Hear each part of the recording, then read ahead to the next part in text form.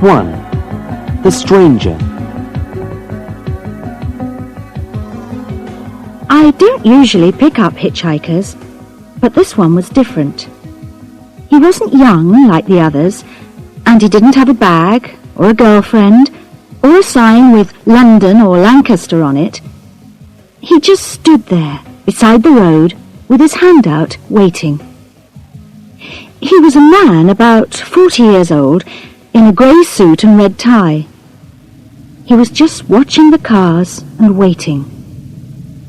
He was watching me while I slowed down. I remember his eyes. Very pale blue eyes, staring at me through thin, dulled glasses. They looked surprised. Perhaps I was something strange, something not quite real to him. Or perhaps he just had bad eyes. Perhaps he couldn't see very well. I stopped the car and opened the window. "Where are you going?" I asked. "I'm going into town," he said. "Into Lancaster. Could you give me a lift, please?" "Yes, okay," I said. "I'm going that way. Jump in." He got in and sat down beside me. "Thank you very much," he said. "It's very kind of you." "That's all right," I said. "It's my pleasure." I started the car and thought about the words he had used. There was something strange about them. Hitchhikers don't usually speak like that.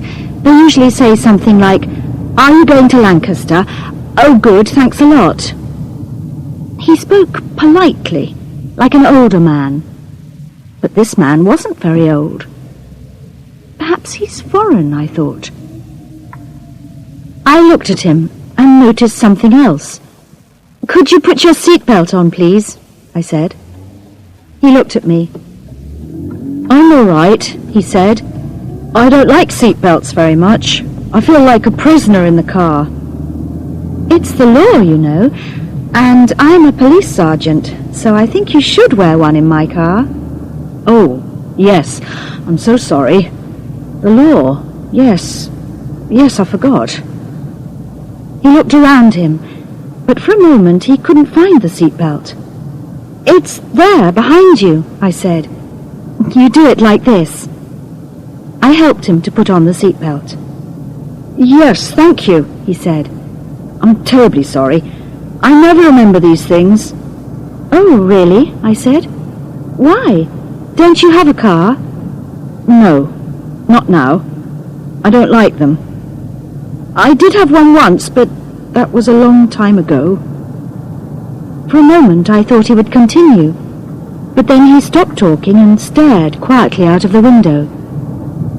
I looked at him again. I'm a police officer, so it's my job to look at people and to think carefully about them. I was sure there was something strange about this man. His hair. Nobody has their hair cut quite like that now. And that suit. It was quite clean, quite new, but the trousers and lapels were wider than they usually are. Where had I seen a suit like that before? "Do you live near here?" I asked. I was still wondering about him. Was he a foreigner? He smiled at me. "I live in Lancaster, in the centre of the town, in fact." I was listening carefully. He speaks very good English, I thought. He speaks in the local way. I don't think he is a foreigner. But that face! It's the middle of summer now, and we've had a lot of sun this year. Why is he so pale? "What sort of job do you do?" I asked. He smiled at me again. "Oh, I don't have a job at the moment," he said. "That's why I don't have a car now, you see." "You haven't driven for a long time then," I said. He looked at me again. That same quiet, surprised look. "No, I haven't," he said. "Not for a long time." I smiled at him.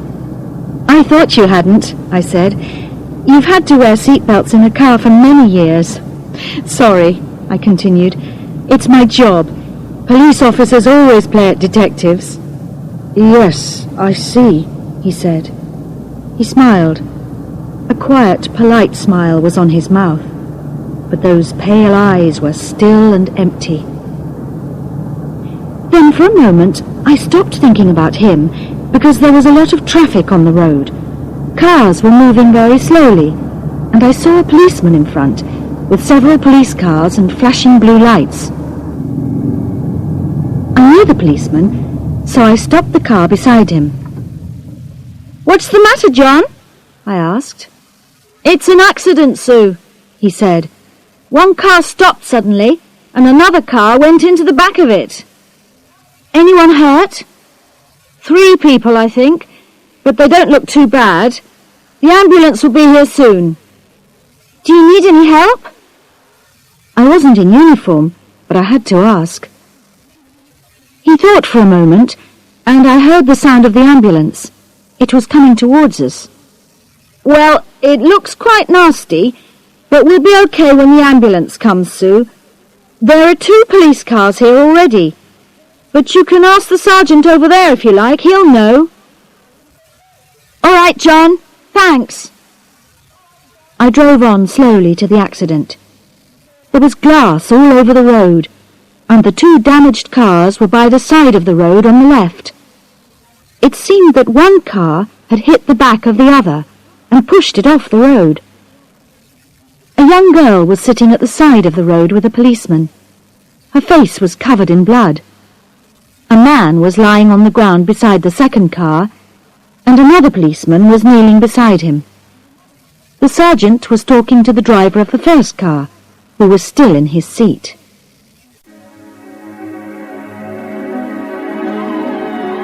Two. An accident.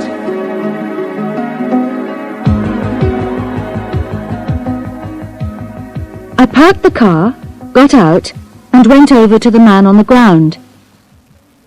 "Is there anything I can do?" I asked the policeman. He looked up, surprised, and then he recognized me. "Oh, it's you, Sue. I think he's okay. He's breathing and his heart's fine, but I don't like the look of that leg."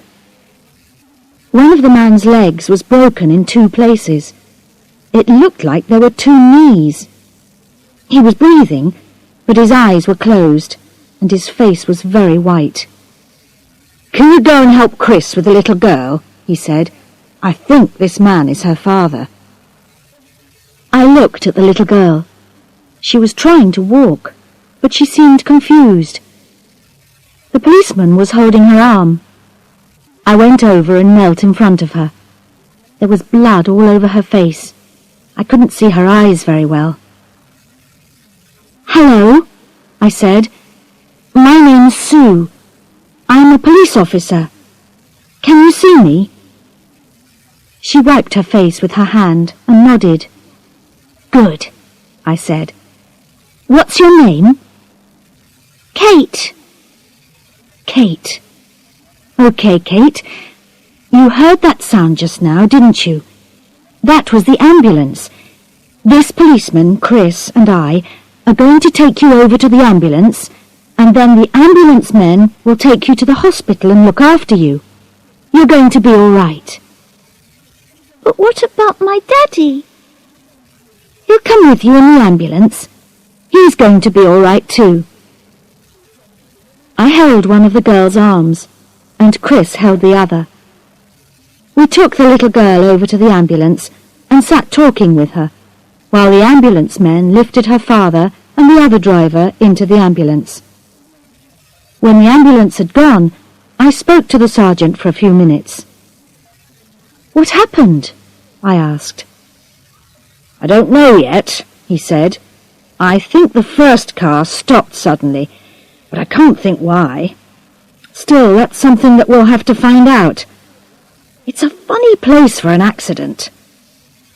I can only remember one here before, about 20 years ago, I think it was. That was a nasty one, too. A young man was killed, run over by a car.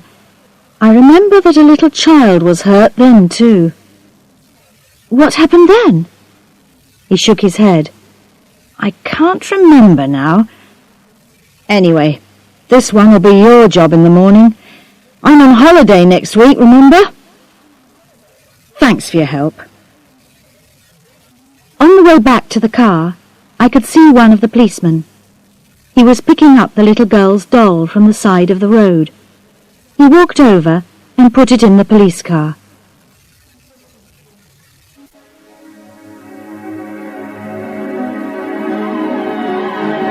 Three. A frightened passenger.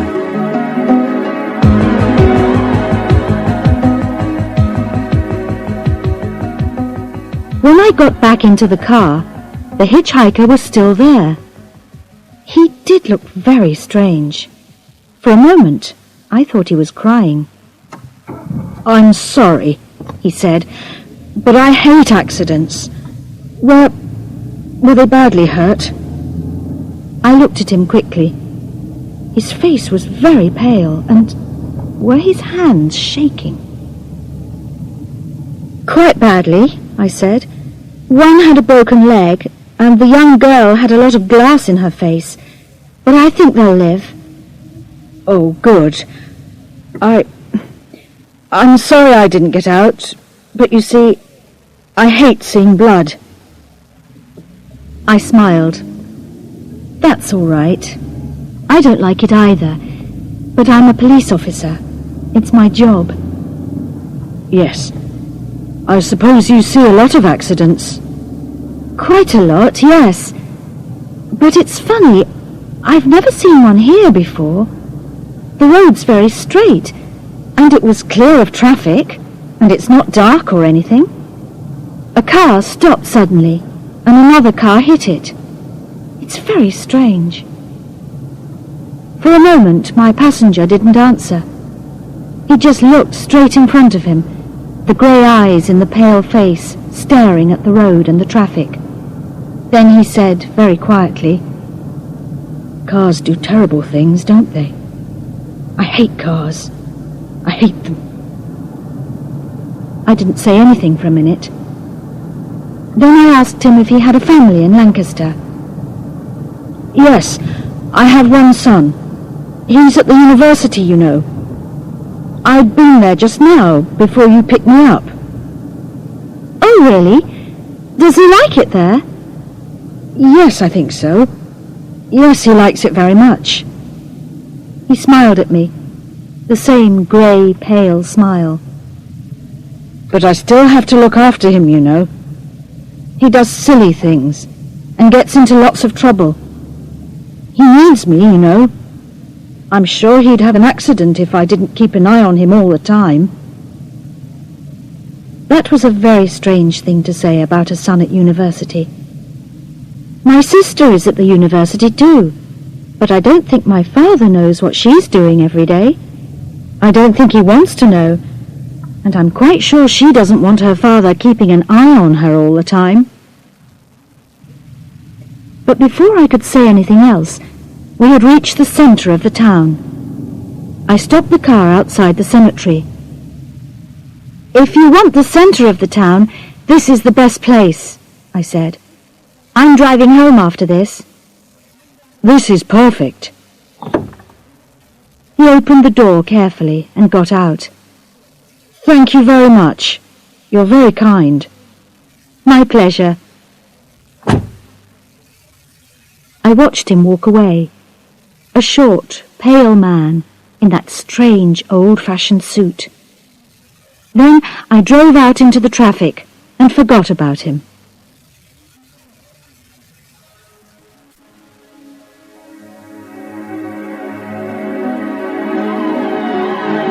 Four. Where's the body?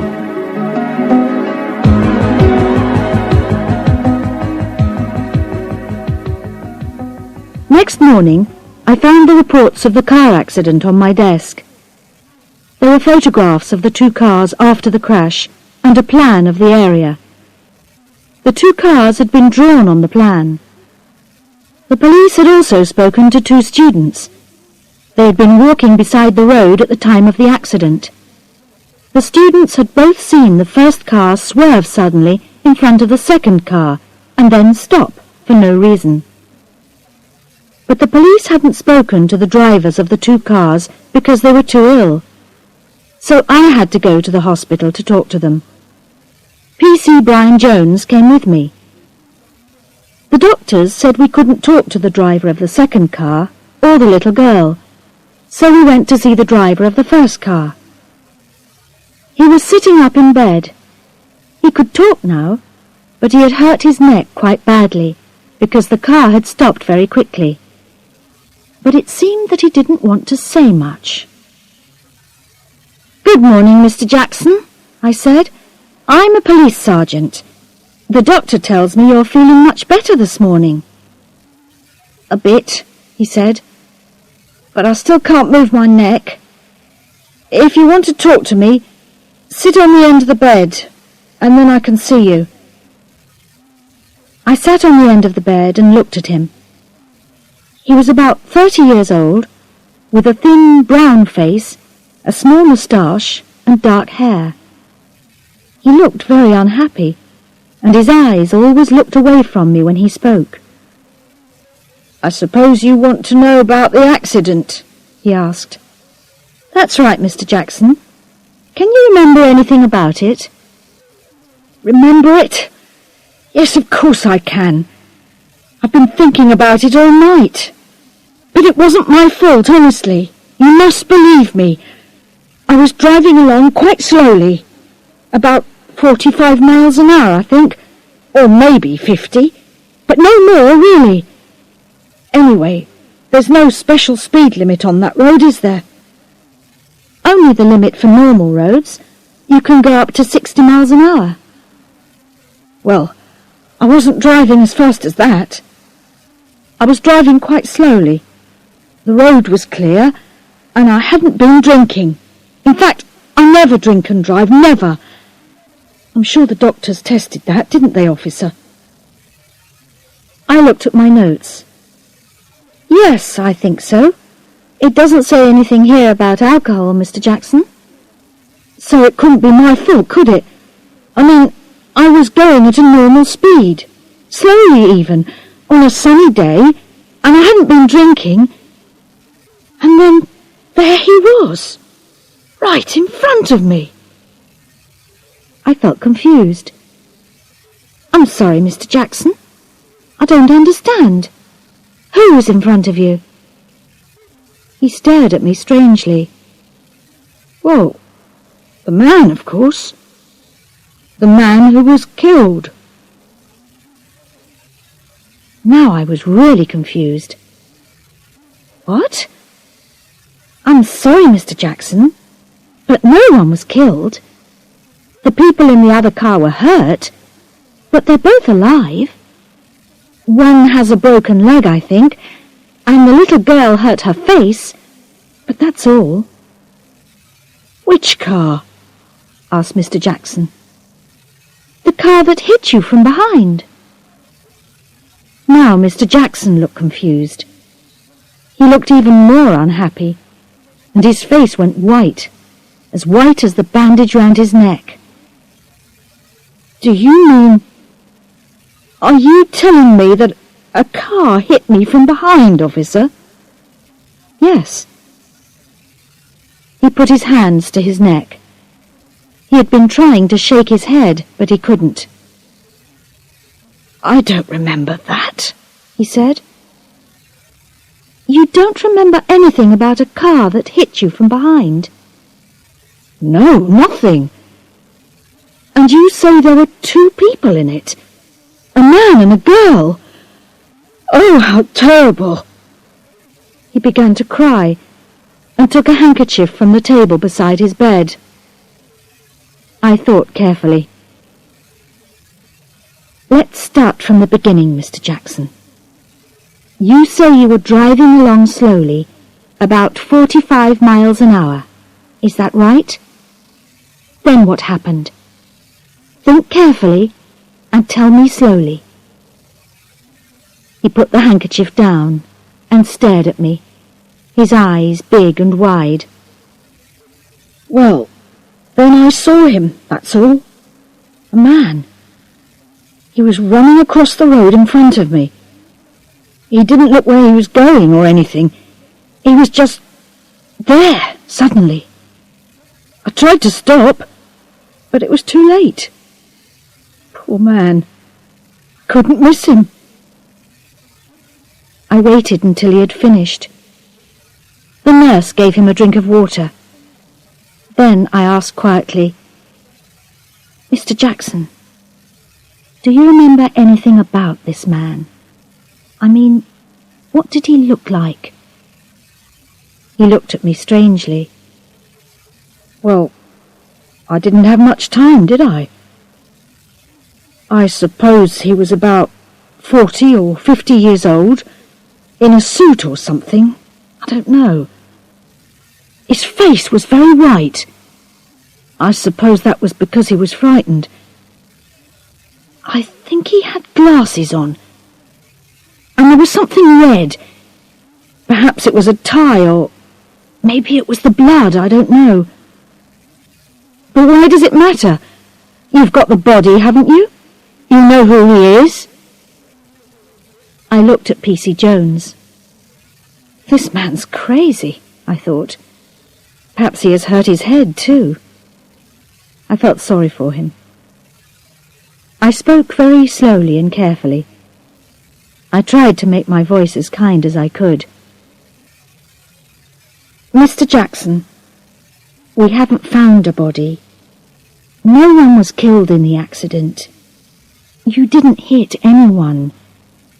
You just stopped your car suddenly, and the car behind ran into you. That's all." "But does that mean you're going to prosecute me?" he asked. "I'm not sure yet, Mr. Jackson," I said. "We haven't finished our investigations. But I'm afraid the police usually prosecute people for dangerous driving if they stop suddenly for no reason." "But you can't do that! I'd lose my job. I'm a salesman. I drive hundreds of miles every week, and nobody can work for our company if they have been prosecuted for dangerous driving. That's why I never drink and drive. Never. And I never stop without a good reason. There was a man there, in front of me. I told you. I saw him as clearly as I can see you now." "Well, I'm sorry, Mr. Jackson," I said. "But there was a serious accident, and at the moment it seems it was your fault. That's all I can say for now."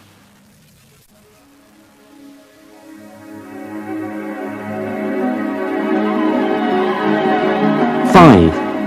The Doctor Explains.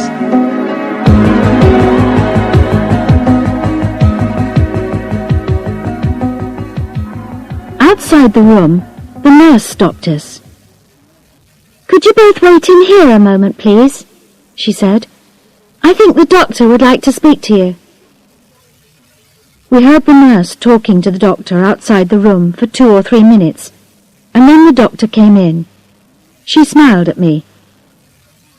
"Good morning, Sergeant Fraser," she said to me. "You've been talking to Mr. Jackson, haven't you?" "Yes," I said. "Poor man. He's not very happy, I'm afraid." "No, of course not," said the doctor. "Well, it was a nasty accident, wasn't it? And he's hurt his neck quite badly. But the rest of him is okay. He should be out of hospital in a few days." "Yes." I looked at the doctor carefully.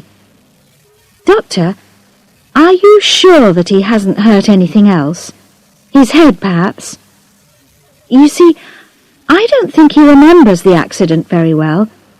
He thinks he killed somebody who walked in front of the car. But he didn't. Nobody was killed. Nobody walked in front of the car. And he doesn't remember the second car at all." "Yes, I know," she said. "I wanted to talk to you about that. Of course, people do forget accidents. That's normal. They often don't remember anything about them. So I'm not surprised that he doesn't remember the second car. But it's very unusual to remember something that didn't happen." She stopped for a moment and looked at me thoughtfully.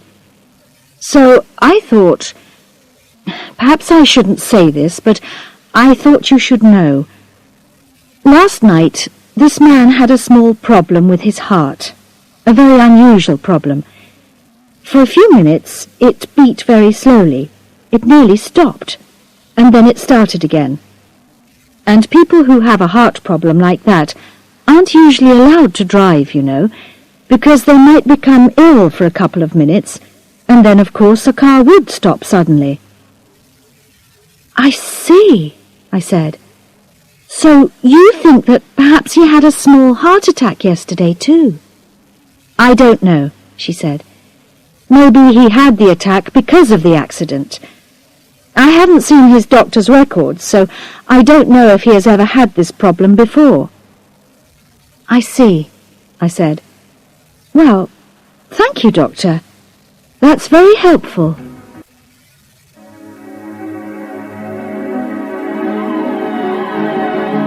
Six. A good explanation.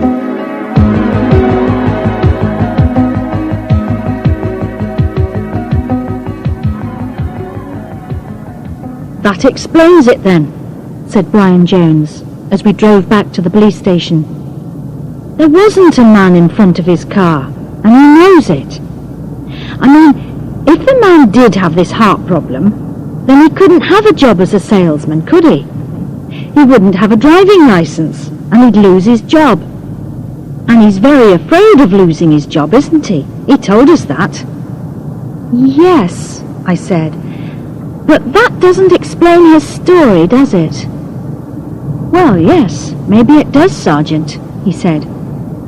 Look at it this way. Perhaps this man had a problem with his heart several years ago, and then he got better, so he got his driving license back. His job and his driving license are very important to him, so he always drives very, very carefully. He never drinks and drives, or does anything silly. And why is he so very, very careful? Because he's always afraid that one day his heart problem will come back, and then he'll lose his license, his job, and everything. Then yesterday it did come back, and so he had this accident. But he wants us to believe that it wasn't his fault, so he has invented a story about a man who ran in front of the car. Only it isn't a very good story, that's all, because there wasn't a man, and there isn't a body. Brian Jones smiled at me. He is a young, clever policeman, and he was very pleased with himself. It was a good explanation, too. I couldn't see anything wrong with it. Back at the police station, I checked everything carefully. But no one had found a body. No one had seen a man who ran across the road. I looked at the front of Mr. Jackson's car carefully with one of the police scientists. There were no marks on it at all. Only the back of his car was damaged, where the car behind had hit it. Either Mr. Jackson was mad, or he was lying. But I felt sad, and a little angry too. The doctor at the hospital had been very helpful, but why had she told us about Mr. Jackson's heart problem?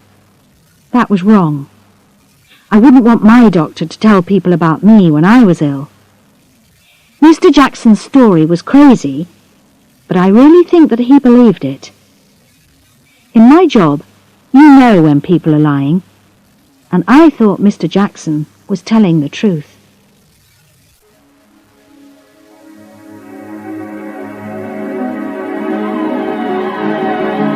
Seven. Simon.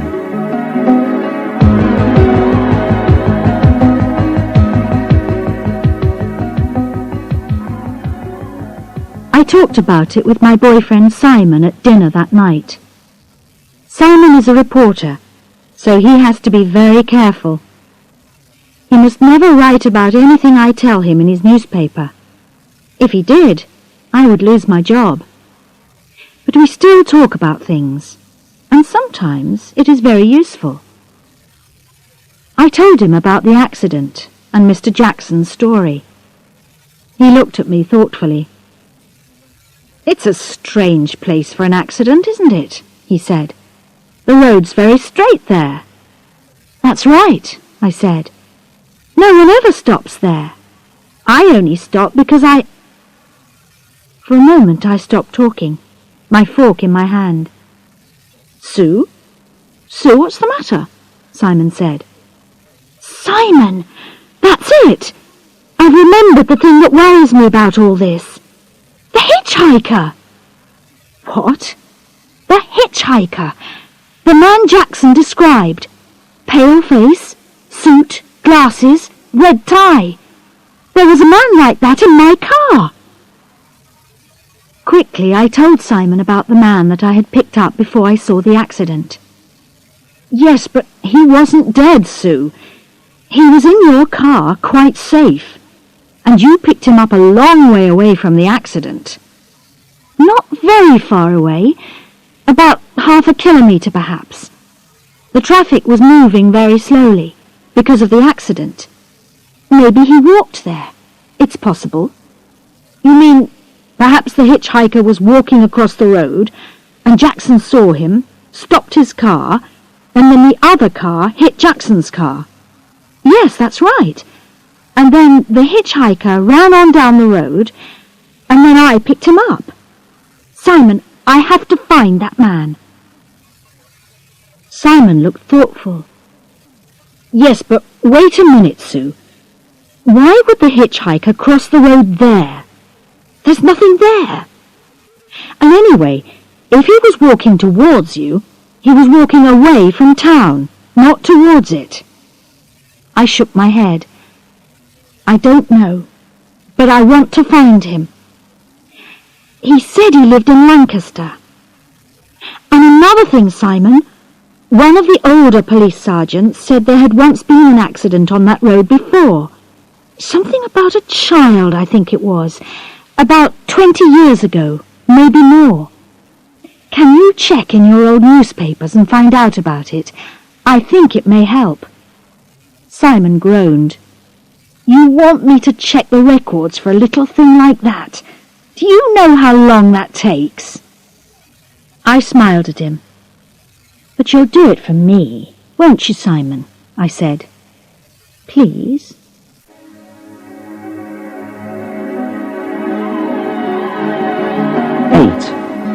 Flowers on a grave.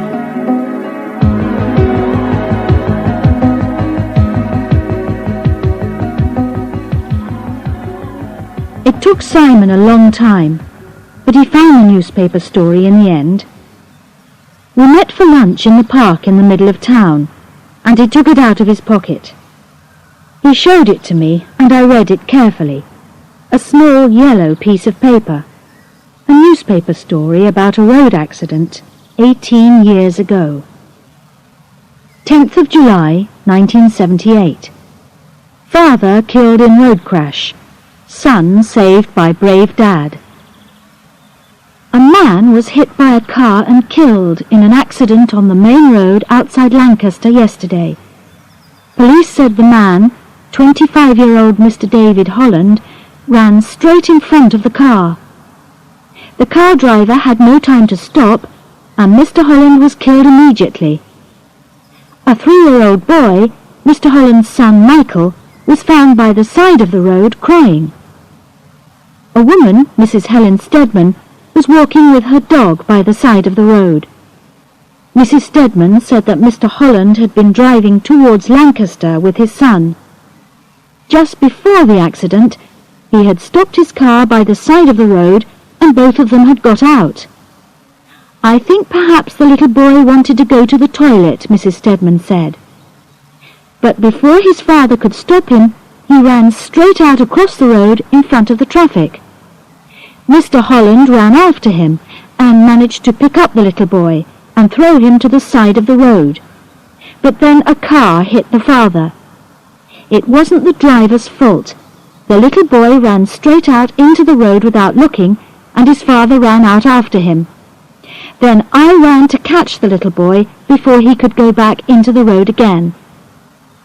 The police said that Mr. Holland was dead when they arrived. He will be buried in Lancaster Cemetery on Tuesday. The little boy's mother died a year ago, so he will live with his grandparents in Carnforth. This is the first accident that anyone can remember on this part of the road. The road is very straight there and is usually very safe. The police do not think the car driver was driving fast. I put down the old yellow piece of paper and thought for a minute. 18 years ago, a man had run in front of a car and been killed, on the same part of the road. And yesterday, there had been another accident, and the driver of the first car, Mr. Jackson, was quite sure that he had seen a man who had run out in front of him, and was also sure that he had hit him in exactly the same way. "It's interesting, isn't it?" Simon said. "But it doesn't help much, does it? Have you found your hitchhiker yet?" "No," I said. "I've checked all our police records, and we have no records of anyone who looks like him. And of course, he didn't tell me his name." "I see," said Simon strangely. "There is one other interesting thing that I haven't told you." "Oh? What's that?" "Well, every day I walk through the cemetery on my way to work. I know the place quite well. Sometimes I sit and have my sandwiches there at lunchtime. And so I notice the other people who come there, the people who put flowers on the graves and eat their lunch there. Sometimes I even read the gravestones, you know. I often wonder about them. What were the people like? How long did they live? It's very interesting." "In your lunch hour? How strange," I said. "Do you think so? I like it. It's quiet and peaceful there, so I can think and read. Anyway, there's one grave there that always has flowers on it. A young man comes to put them there. He's a student, I think. And when I read this newspaper story, I knew I'd seen the name Holland somewhere before. At first I couldn't remember the place that I'd seen it. Then I remembered. It's the name on this gravestone, David Holland. I checked this morning because I wanted to be certain. And the date on the stone was the same too, 1978. It's the same man who was killed in the accident." "So?" I asked. "What's surprising about that? It isn't surprising that he was buried there. He came from Lancaster.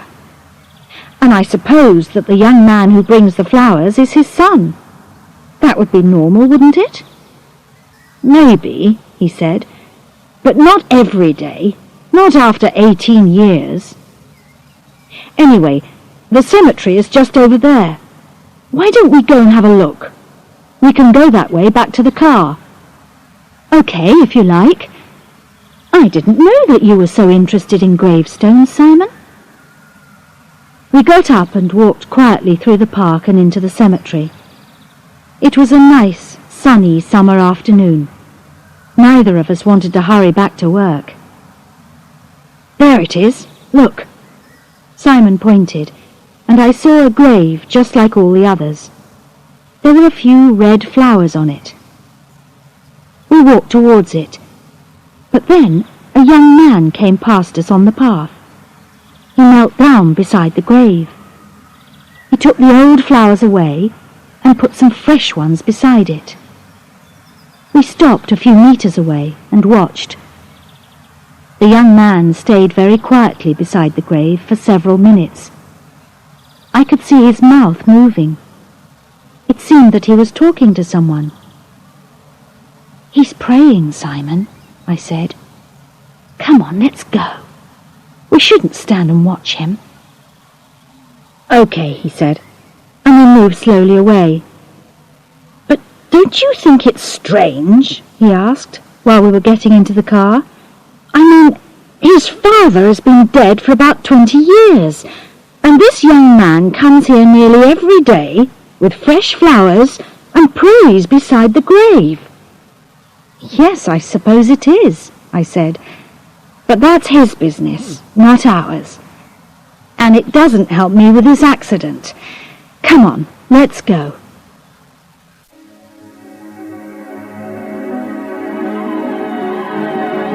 9. An unhappy man.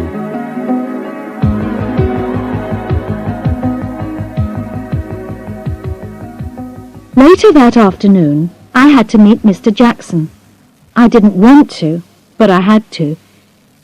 He came into my office unhappily and sat down in front of me. He still had a bandage around his neck. "Good afternoon, Mr. Jackson," I said. "I'm sorry, but I have investigated this accident very carefully now, and I will have to prosecute you for dangerous driving." His face went white, and I could see his hands begin to shake. "But I'll lose my job," he said. "You know that, don't you?" "Yes," I said. "I understand that, and I'm very sorry. But your car swerved and stopped suddenly for no reason, and 2 people were badly hurt in the other car. They were lucky. You nearly killed them." "But what about the man?" he shouted. "I told you, I saw a man. He crossed the road in front of me. I'm not crazy, you know. I saw him." "I know," I said, "and I think you believe it yourself. But we've looked for that man, and we can't find him. 2 students saw the accident from the side of the road, you know, but they didn't see a man who crossed the road either. I'm sorry, Mr. Jackson, but nobody else saw this man, only you. Perhaps your doctor can explain it, but I can't." His hands were shaking even more now, and for a moment he couldn't speak. Perhaps he's going to have a heart attack now, I thought, here in this room. After a moment he stood up and walked to the door. At the door he turned and stared at me.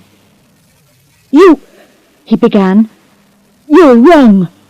I'm not mad, you know, and I'm not ill either. You wait. One day you'll see something like this, and no one will believe you either. Then you'll know how I feel." He walked out, shutting the door loudly behind him.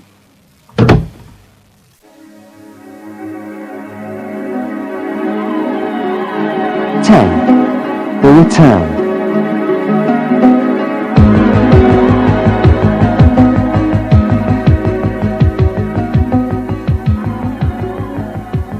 That Saturday, I had to go to the university. My younger sister, Elizabeth, had just finished her studies, and she was getting her degree. My parents had come to watch, and we were all going out for a meal afterwards. I put on a nice dress after work and went to the university. When I got there, we sat and watched and listened, and then everyone had tea outside on the grass. It was a funny day. All the students were wearing good clothes instead of their normal jeans and t-shirts, and they all took their parents round to meet their friends and their friends' parents. Everyone was standing there, talking to strangers and feeling a little embarrassed. I was just getting myself another cup of tea when I saw him. He was standing there with a cup of tea in his hand and a silly smile on his face. The hitchhiker. I stood quite still and watched him. He was standing in a group with 2 young men, students, and 2 older people. They talked and smiled for a few minutes, and then the hitchhiker and one of the students moved away and began to talk to another family group. That student is his son, I thought. And I know him, too. He's the young man we saw in the cemetery. The hitchhiker was still very pale, and he was still wearing that old-fashioned suit. I noticed another strange thing, too. None of the other parents talked to him. In fact, one man nearly walked straight into him. But I didn't think much about that then. I knew that I had to talk to him. Perhaps he could help me about the accident even now. I smiled and walked towards him. "Hello," I said. I didn't think that I'd see you again." He turned quickly, and for a moment I was sure he was afraid. Or perhaps I was the first person who had spoken to him that afternoon. But then he smiled too. "How nice," he said. "You're the lady who gave me a lift into town a week ago, aren't you?" So he remembered me too. That was interesting. He looked worried. "But you're a policewoman, aren't you? So you can't be a student, and you're not old enough to be a parent. So why are you here? Has there been a crime?" "No," I said. "My sister's getting her degree, that's all." "Is this your son?" "Yes," he said. "Michael, come and meet my policewoman friend. She gave me a lift in her car the other day."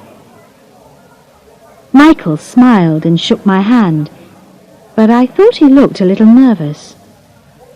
That was very kind of you," he said. "My father doesn't have a car, and he's always missing the bus. He never manages to catch the bus if I don't take him to the bus stop myself." I didn't know what to say. If he's the young man we saw in the cemetery, I thought, then his father's dead. But he says this man is his father. The father smiled again. "These young people," he said, "they think they know everything. But really, it's my son who's always getting into trouble. I have to look after him all the time, you know."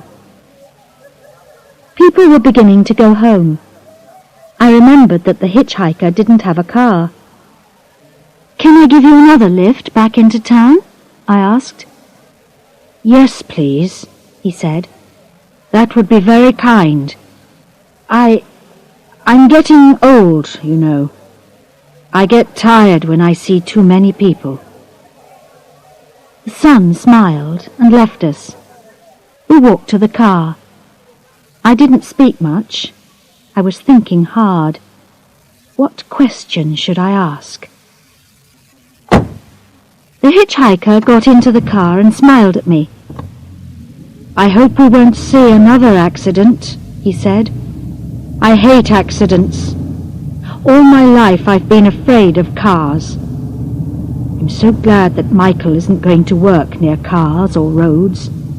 He's got a job in a bookshop, you know, and he'll be able to walk to work. You can't be farther away from cars than that."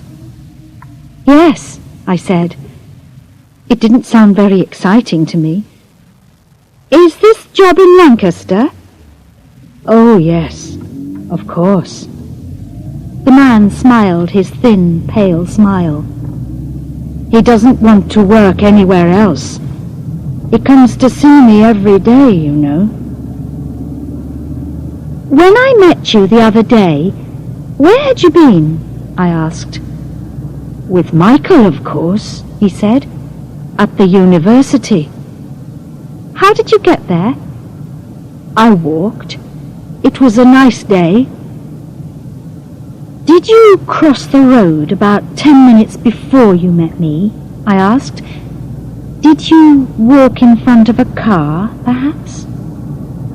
He looked surprised and unhappy. No, of course I didn't." "Are you sure? Quite sure? Because the driver of one of the cars saw you, you know." "Saw me? What do you mean?" "One of the drivers in that accident saw a man, just like you, who walked straight across the road in front of him. That's why he swerved and stopped. He thought he'd killed you." The man's fingers were playing nervously with the seatbelt, and his face was whiter than ever. "Oh, no, that isn't true. I was very careful, and anyway, nobody can see me when—" "So you did cross the road." We were near the centre of the town now, just outside the cemetery. I stopped the car and turned to look at the man more closely. "I think you'd better come back to the police station with me. I've got a few more questions to ask, Mr. But then I remembered. I still didn't know his name. "It's, David. David Holland," he said. He was still playing nervously with the seatbelt while he spoke. "But I'm afraid I can't come to the police station. Thank you for the lift. I must go now. Goodbye." I tried to stop him, but he was going already. Going in a way that was not normal at all. He had not opened the door, but his leg and half of his body were already halfway through it. I couldn't speak. I was too surprised. And as I watched, the other parts of his body, that thin, pale body in the strange, old-fashioned clothes, went through the door as well. Through the door, right through the steel car door. And then he walked quickly away, and walked straight through the closed metal gate into the cemetery. I didn't see where he went. I was too shocked to move. When at last I got out of the car and walked into the cemetery, he was not there. But there were fresh flowers on the grave under the gravestone that said, "David Holland, 1953 to 1978. He gave his life for his son." I stood by the grave and thought for a long time. But I'm only an ordinary policewoman. I can't arrest dead people, or people who aren't there. I remembered the things poor Mr. Jackson had said to me when he left my office, and I wondered what on earth I was going to do now.